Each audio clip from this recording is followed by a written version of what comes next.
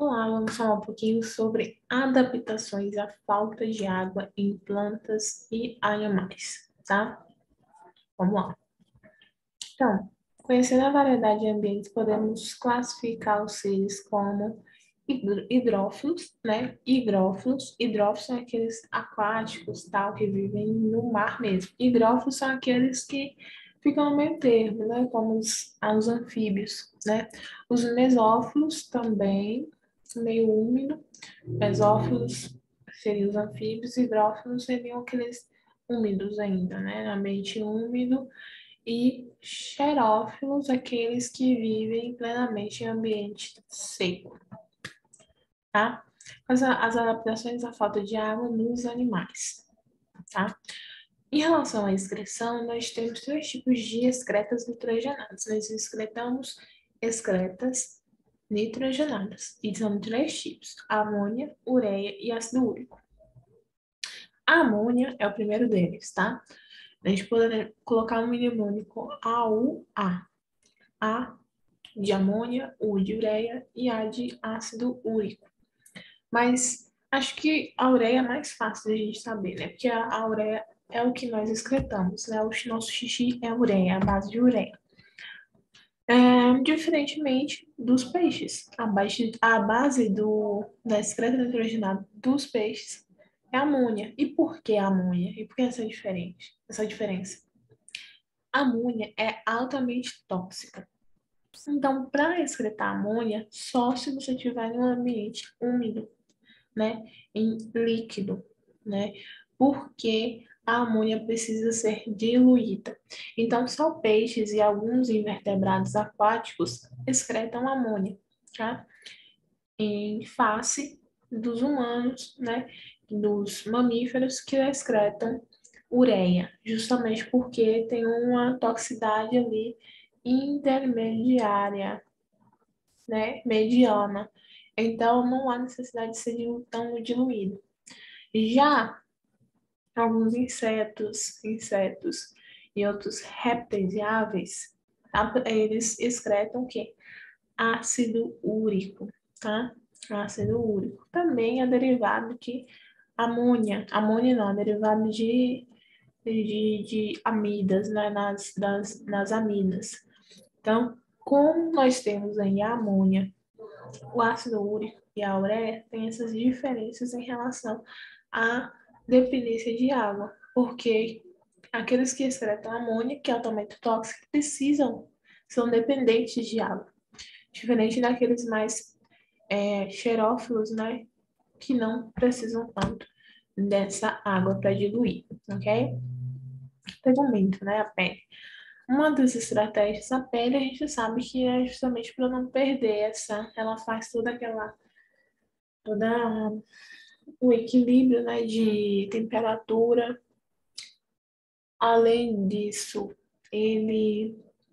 ela impede que você perca muita água, né, do ambiente, tem o suor, mas os artrópodes em especial, eles apresentam um tegumento, né, um exoesqueleto de quitina, que é de polissacarídeo, né, um carboidrato, que é uma estratégia, né, também para evitar essa perda de água para o ambiente, tá? Respiração, metabolismo, né? A gente pode falar metabolismo, respiração, alimentação, comportamento e reprodução. A respiração, ela se baseia em vários tipos, né? A respiração com base nos peixes precisa de brânquias, precisa de estruturas específicas para se obter o oxigênio na água.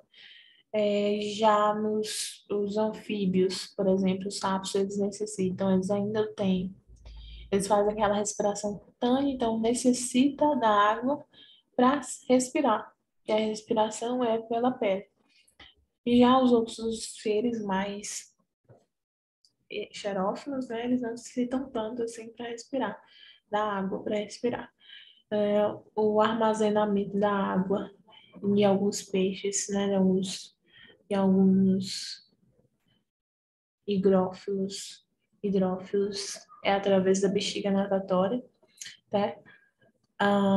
Mas justamente a bexiga No caso, para fazer esse balanceamento, eles poderem flutuar, né? E já nos seres vivos tem a bexiga para como reserva de água, né? E excreta e reserva de água. Outra coisa é a alimentação. A alimentação, aqueles que são dependentes de água, aqueles que não são dependentes de água. E reprodução está associada muito ao tipo de fecundação interna ou externa. Fecundação interna é aquele que não vai depender tanto da água, né? A fecundação externa tem essa, talvez, dependência da água, porque muitos seres, como peixes, precisam da água, anfíbios fazem essa deposição de ovos na água, em contrapartida os de fecundação externa, né, como alguns mamíferos não necessitam tanto. Interna, externa, né? Interna permite a independência da água, né? Evitando o ressecamento dos gametas. A presença do ovo, né, com a caça anexos embrionários como amínio, né? Tem a reserva dos anexos amínio, a bolsa amniótica ajudam a evitar a desidratação do embrião hidratado. Então, vamos para as adaptações à falta de água em plantas, não animais, plantas. Nós temos em gimnospermas, as angiospermas, a presença do grão de pólen, tá? A partir do momento que não se necessita de água para fazer essa fecundação, né, ocorre aí a reprodução, a independência de água, da água. As angiospermas apresentam flores e frutos e, por conta da polinização e dispersão de sementes, há uma grande distribuição de diferentes biomas, sendo um grupo extremamente diverso. Então, nós temos a morfologia, né, a flor, o fruto, a folha, o haste, né, o que seria o caule, em proporções maiores, e a raiz, né? No caso, essa raiz aqui é o quê? É a principal e as ramificadas, né? Então, nós temos uma raiz pivotante. Aqui nós temos raízes. As raízes, adaptação à água, né? O exemplo do cerrado, são longas. Para alcançar água, podem ter raízes longas para alcançar água, exemplo, cerradas, regiões mais profundas, né? Como os lençóis freáticos, para acumular água. Podem ser clorofiladas, exemplo, cactos, né? Justamente para ajudar nessa síntese de nutrientes, ou extremamente espessos, para evitar a desidratação, como as árvores do cerrado. Dentre os tecidos vegetais, o parênquima aquífero é um tecido de armazenamento especializado nessa reserva, em que a água fica armazenada dentro do vácuo celular. Quais são essas células que têm parênquima aquífero bastante grande? Exemplo, a babosa é um exemplo, né? A aloe vera tem essas, ou aquelas as suculentas, né? Tem vários parênquimas aquíferos bastante desenvolvidos. Em relação às folhas, no cerrado encontram-se folhas grossas, não membranosas, são aquelas folhas coriáceas, sabe? Se aperta, ela quebra, dá uma quebradinha, com a cutícula espessa, o que evita a perda de ar. Já na vegetação da caatinga, as folhas são pequenas para reduzir a superfície de perda de água por transmissão ou modificações de espinhos com o mesmo propósito. Algumas plantas perdem suas folhas no período de estiagem numa tentativa de poupar água. Os estômatos são outras estruturas aí que funcionam em decorrência da perda ou falta de água no local. Nós temos as células guardas, as células anexas ao lado dos estômatos, né? Ele vai abrir e fechar para buscar aí oxigênio, dióxido de carbono, tá? E estão localizados na epiderme. Tem que ficar na planta mesmo para ajudar a absorver e fazer a fotossíntese, principalmente na porção inferior das plantas. Permitem as trocas de gases, pelos estômatos, que ocorre a fotossíntese, a absorção de dióxido de carbono para a fotossíntese e liberação de oxigênio. Entretanto, quando abertos, propiciam a perda de água por transmissão. Então, ao mesmo tempo que eles precisam abrir para absorver ou liberar dióxido de carbono ou oxigênio, eles também, ao abrir, eles perdem água, eles transpiram. Então, isso não é tão bom. Em algumas plantas, onde há muita perda de água, muito sol, por exemplo, eles não abrem de dia e abrem à noite, né? As plantas fazem esse processo mais à noite, né? E mais intensificado à noite. Ao potássio e íon envolvidos na abertura e fechamento do estômago, né? Muito importante para isso. O íon de potássio para abrir o estilo ao bombeamento por transporte ativo de potássio para dentro das células guarda, levando a pressão osmótica. A entrada de água por osmose deixa as células guarda túrgidas, abrindo o estômago. Quando o potássio sai da célula por difusão, a saída de água por osmose das células guarda, ocasionando o fechamento do estômago. Além da água, a incidência de luz também regula a atividade dos estômagos quando há maior taxa luminosa. A tendência é a sua abertura para a entrada de dióxido de carbono, substrato da fotossíntese. Então, aqui nós temos uma representação desse estômago, que ficam aqui na célula epidérmica, tá? Então, aqui nós temos a parede celular grossa, o vacúolo, né, que vai armazenar água, o núcleo, aí a célula guarda, que reveste aqui o estômago e o estômago, né, com essa abertura, essa fenda aqui. E os cloroplastos ao redor, porque aí já tem que ficar pertinho para fazer a fotossíntese, né? Quando a célula guarda está flácida, baixa pressão, ela abre, né? Ela fecha. Ela ajuda a fechar os estômagos. Quando ela está túrgida, ela abre os estômagos. Aqui é outra representação, né? Então, mas é interessante ver aquela questão do transporte ativo, né? A bomba de sódio e potássio também aqui nos estômagos, durante a fotossíntese. Na abertura e fechamento dos estômagos para absorção e liberação de dióxido de carbono e oxigênio para fotossíntese e respiração celular, né? Que também gera transpiração. Então, quando os estômagos estão abertos, as células guarda em rosa aqui, nós temos aqui os cloroplastos dentro, né? Células guarda o estômago todo. A água, o oxigênio sai, dióxido entra. Isso aqui fica na epiderme, justamente está acontecendo aqui fotossíntese, para ocorrer a fotossíntese. Então, quando as células guarda estão abertas, é porque elas estão túrgidas. Quando elas estão fechadas aqui, flácidas, né? Dá para ver a diferença da fenda aqui mais fechada, porque elas estão flácidas, e aqui mais abertas, porque elas estão túrgidas. Então, para que os estômagos fechem os íons de potássio, vão as células anexas em verde, assim como a água é a flacidez das células guarda que fecham o estilo, tá? Metabolismo das plantas. As plantas, como eu havia dito, elas fazem fotossíntese do tipo cano, né? Principalmente as cactáceas, um exemplo, as cactáceas da caatinga, fazem esse tipo de fotossíntese. Nesse caso, os estômagos se mantêm fechados durante o dia para evitar a transpiração devido às altas temperaturas e só abrem durante a noite. Aqui é um gráfico que diz um pouco sobre isso, né? Aqui a abertura dos estômagos cai durante o dia, tá? E durante a noite aumenta. Cai durante o dia, a noite aumenta, né?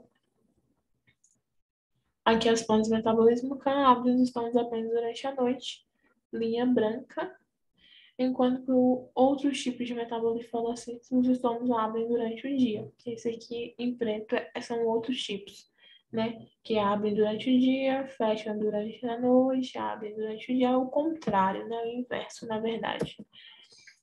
Questãozinha. O deserto é um bioma que se localiza em regiões de pouca umidade. A fauna é predominante, composta por animais roedores, aves, répteis e artrópodes. Uma adaptação associada a esse bioma presente nos seres vivos dos grupos citados é a existência de numerosas glândulas sudoríparas na epiderme? Não. B. Eliminação de excretos intraordinários de forma concentrada, justamente. Concentrada, animais roedores, répteis, artrópodes, eliminam de forma concentrada. C. Desenvolvimento de embrião interior de ovo com casca. Deserto, roedores, aves, répteis. Não sabia que roedores, aves, roedores não é ureia. A ureia só é humanos, né? Então quer dizer que roedores, aves, répteis e artrópodes excretam ácido úrico que necessitam ser diluídos. Não só peixes, mas esse povo aí também. Ureia é só humano. D. Capacidade de controlar a temperatura corporal. Não. Respiração realizada por pulmões foliáceos. O rato canguru é um pequeno mamífero comum no deserto americano que consegue sobreviver nessa região hostil graças às várias adaptações que possui. Ele se alimenta à base de sementes com elevado conteúdo de gordura. Não possui glândulas sudoríparas, tem hábitos noturnos e um focinho afilado e comprido. Essas características apresentam adaptações do animal a um aspecto marcante de seu habitat. Letra A. Identifique esse aspecto marcante. O aspecto marcante é a escassez de água, né? E B. Escolha duas das quatro adaptações citadas e explique como elas contribuem para a sobrevivência do rato. Né? Sementes com elevado conteúdo de gordura, não possui glândulas sudoríparas para não perder água, hábitos noturnos para não perder água para o sol, né? Ele fica quietinho durante o dia para não transpirar tanto, focinho afinalado, né? Então aqui nós temos as sementes fornecem gordura que pode ser oxidada para repor a água perdida. A ausência de glândulas sudoríparas impede a perda de água pela sudorese no calor. À noite, a temperatura do deserto cai, evitando o calor diurno e consequente desidratação. O focinho afinalado é comprido também evita a perda de água. Unifesp. Nos vertebrados, a presença de ovos com casca representou um grande avanço em termos de adaptação evolutiva. A. Esse caráter está presente em quais grupos de vertebrados? A presença de ovos com casca. Ovos com casca ocorrem em todos os representantes das classes répteis e aves, e em determinados mamíferos, como ornitorrincos e equitina, né? São os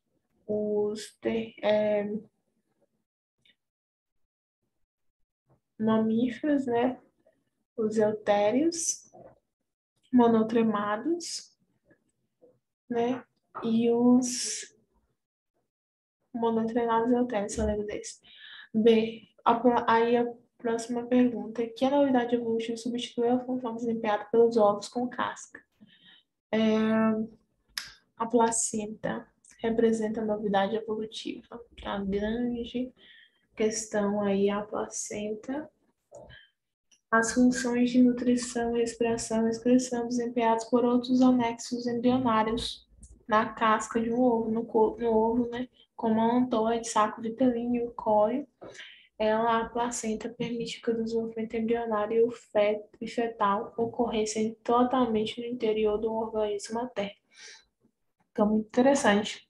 Que a novidade aqui nos vertebrados, adaptação evolutiva em relação à casca, em relação à reprodução e essa dependência de água.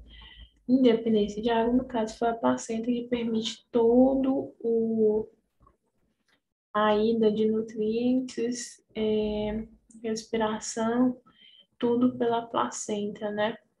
Muito interessante. Ele não dispensa o allantoide, saco vitelino e o colo. Os estômatos são estruturas foliares que controlam a saída de água, vapor e gás. O mecanismo de abertura e fechamento dessas estruturas é influenciado por fatores ambientais, tais como suprimento hídrico, intensidade de luz e concentração de gás carbônico. A relação correta entre movimento do estômago e fator ambiental está contida na alternativa A. Condição ambiental, baixa intensidade luminosa, movimento do estômago fecha. Contrário, né? B. Condição ambiental, alto suprimento hídrico, movimento do estômago fecha. Ainda não. C. Condição ambiental, alta intensidade de luz, movimento do estômago fecha. Sim. E D. Condição ambiental, baixo suprimento hídrico, movimento do estômago abre. E. Condição ambiental, alta concentração de CO2, movimento do estômago abre. Essa é ruim. Na letra A, baixa intensidade luminosa, movimento do estômago fecha.